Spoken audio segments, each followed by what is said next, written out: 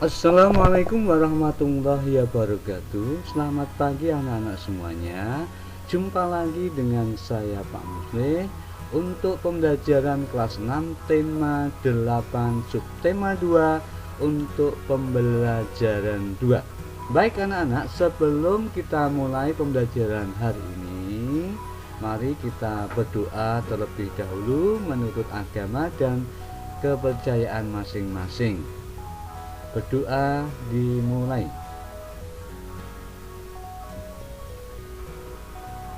Terima kasih anak-anak, mudah-mudahan pelajaran pada hari ini bermanfaat bagi kita semuanya.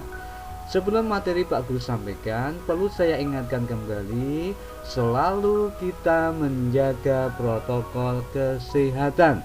Semoga kita semuanya diberikan kesehatan dari Allah Subhanahu wa Ta'ala. Baik anak-anak, pada materi tema 8 subtema 2 pembelajaran 2 kali ini, nanti kita akan mempelajari tentang fase-fase bulan. Kemudian bagaimana kita mencari info penting ataupun gagasan utama dengan cara teknik membaca memindai atau membaca scanning atau membaca cepat. Kemudian kita juga akan mempelajari tentang tarian-tarian kreasi daerah. Baik anak-anak semuanya, tentunya anak-anak dalam kehidupan sehari-hari pernah menyaksikan betapa indahnya bulan purnama di malam hari yang tidak ada hujan, istilahnya yang cerah, tidak ada hujan pada malam bulan purnama itu sangat indah sekali seperti pemandangan pada gambar ini. Nah, anak-anak ketika di pantai menyaksikan purnama, di gunung dan lain sebagainya, pemandangannya sangat indah. Nah, kali ini kita akan mempelajari tentang bagaimana gerak bulan, bagaimana akibat dari revolusi bulan. Nah, bulan itu merupakan satelit alami dari bumi, Sekali lagi, bulan adalah satelit alami dari bumi. Jika dilihat dari bumi, bulan itu tampak bersinar terang. Nah, kenapa bulan itu bersinar terang? Bukan bulan itu bisa mengeluarkan cahaya sendiri. Ternyata bulan itu memantulkan cahaya matahari. Jadi bulan itu bisa bersinar karena adanya pantulan cahaya matahari. Nah, baik anak-anak, bulan itu ternyata punya 3 gerakan, Bulan itu punya 3 gerakan. Yang pertama, bulan itu berotasi pada porosnya. Nah, artinya berputar pada sumbunya. Nah, lamanya putaran atau lamanya bulan berotasi ini adalah 29,5 hari, Jadi, kemudian bulan mengelilingi bumi atau revolusi bulan. Lamanya bulan mengelilingi bumi adalah 29,5 hari atau 29,5 hari. Kemudian gerakan yang ketiga, bersama bumi, jadi bulan dan bumi mengelilingi matahari. Jadi sekali lagi, bulan itu punya 3 gerakan. 1, bulan berotasi pada porosnya. 2, bulan mengelilingi bumi. 3, bersama bumi mengelilingi matahari. Nah, tadi ketika bulan berotasi itu 29,5 hari dan bulan berevolusi juga 29,5 hari. Jadi antara rotasi dan revolusi bulan itu sama, lamanya sama, 29,5 hari. Nah, akibatnya itu permukaan bulan dari bumi itu selalu kelihatan sama. Nah, kemudian perhatikan gambar ini. Nah, gambar ini adalah gambar bagaimana bulan berotasi dan bagaimana bulan bagaimana bulan mengelilingi bumi dan bulan dan bumi mengelilingi matahari. Ini yang menunjukkan 3 gerakan tadi. Kemudian yang berikutnya, kenampakan bentuk bulan itu berbeda-beda ya. Hal tersebut disebabkan adanya pengaruh rotasi dan revolusi bulan yang dikenal dengan fase bulan. Jadi fase bulan itu adalah kenampakan bentuk bulan yang berbeda-beda akibat dari pengaruh rotasi dan revolusi bulan. Nah, waktu untuk bulan berotasi tadi sudah saya sampaikan, waktu bulan berotasi sama dengan waktu bulan berevolusi, yaitu 29,5 hari, sehingga permukaan bulan dari bumi itu selalu kelihatan sama. Kemudian fase bulan ini dimulai dari bulan mati, bulan baru ya, bulan baru sampai bulan mati. Jadi fase bulan sabit terjadi pada hari keempat dan ke-25 kalau ini menurut gambarnya ini. Perhatikan fase-fase bulan berikut. Nah, jadi fase bulan itu diawali dari bulan baru atau hari pertama. Ini memang tidak kelihatan. Kemudian fase berikutnya adalah bulan sabit. Ini pada hari yang keempat. Setelah fase bulan sabit, kemudian fase bulan paruh, artinya separuh. Ini pada hari ke-8 ya. Kemudian fase berikutnya adalah fase bulan cembung. Ini pada hari ke-11. Kemudian fase berikutnya adalah fase bulan penuh atau bulan purnama. Ini pada hari yang ke-14. Kemudian fase berikutnya adalah fase bulan cembung. Ini hari yang ke-17. Berikutnya fase bulan paruh lagi, hari yang ke-21. Kemudian fase sabit lagi pada hari yang ke-25. Kemudian berikutnya adalah fase bulan mati ya, fase bulan mati. Begitu seterusnya fase-fase bulan. Jadi anak-anak bisa memahaminya dan bisa melihat ketika di malam hari ini bulan pada fase apa, ini bulan pada fase sabitkah, bulan pada fase cembungkah, bulan pada fase bulan purnama dan seterusnya. Nah, ini perhatikan, ini untuk animasinya ya, bulan paruh, kemudian bulan bungkuk atau cembung, bulan penuh, bulan bungkuk lagi, bulan paruh, bulan sabit, baru bulan mati. Nah, kemudian apa akibat dari rotasi dan revolusi bulan?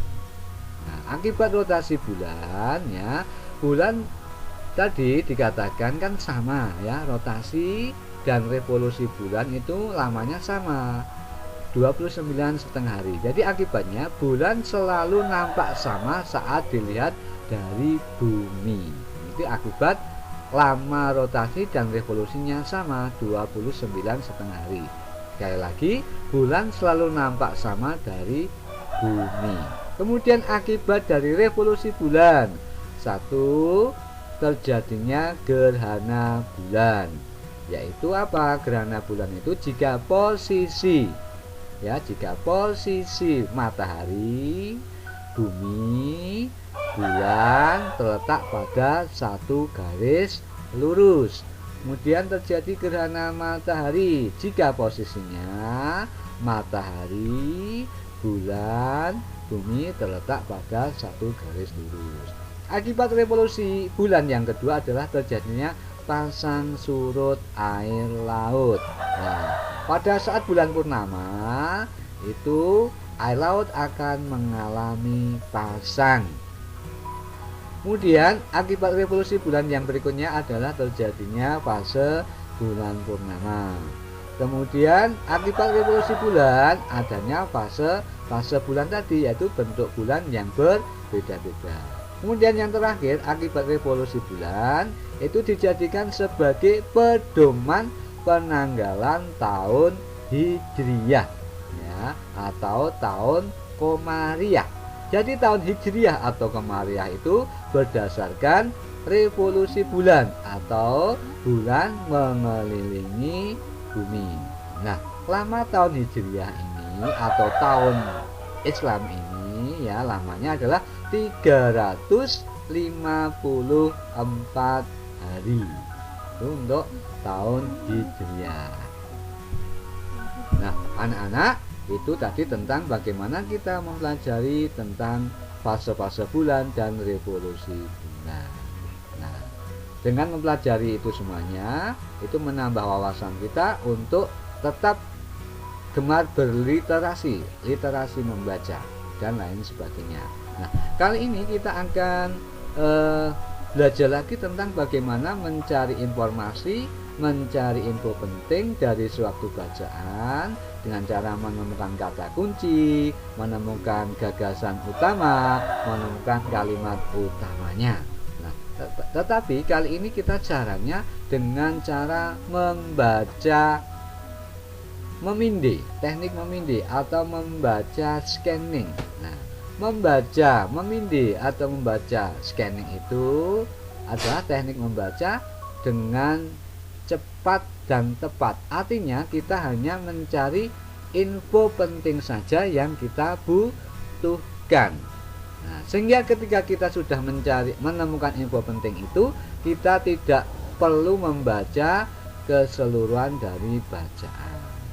Jadi sekali lagi, membaca memindai atau scanning itu adalah teknik membaca cepat untuk menemukan informasi penting.